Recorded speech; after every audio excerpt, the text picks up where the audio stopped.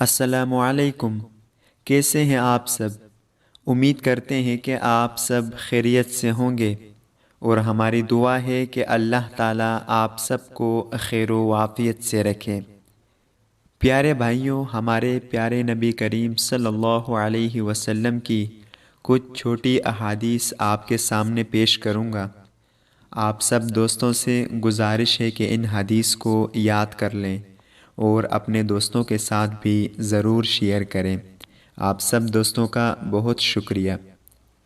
بسم اللہ الرحمن الرحیم۔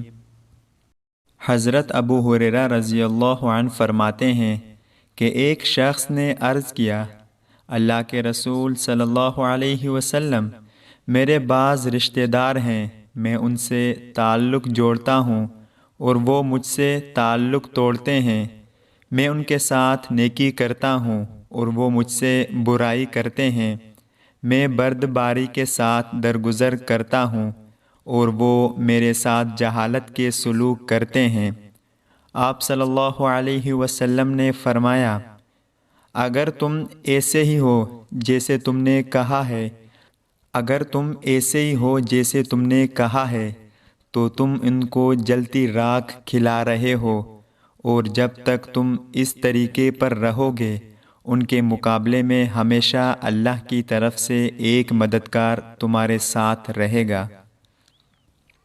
رسول اللہ صلی اللہ علیہ وسلم نے فرمایا، جنت میں آدمی کا درجہ بلند کر دیا جاتا ہے تو وہ عرض کرتا ہے کہ یہ کیسے ہوا؟ میرے عمل تو اتنے نہ تھے۔ ارشاد ہوتا ہے کہ تمہاری اولاد کے تمہارے لیے دعائے مغفرت کرنے کی وجہ سے۔ حضرت معاذ بن جبل رضی اللہ عنہ سے روایت ہے کہ رسول اللہ صلی اللہ علیہ وسلم نے ارشاد فرمایا، دنیا میں جب کوئی عورت اپنے شوہر کو ستاتی ہے تو جنت میں موجود اس کی خوبصورت آنکھوں والی حور بیوی اس کی دنیاوی بیوی سے کہتی ہے، تیرا ستیہ ناس ہو، اس کو مت ستا، یہ تو تیرے پاس چند دن کا مہمان ہے اور جلد ہی تجھ سے جدا ہو کر ہمارے پاس جنت آنے والا ہے۔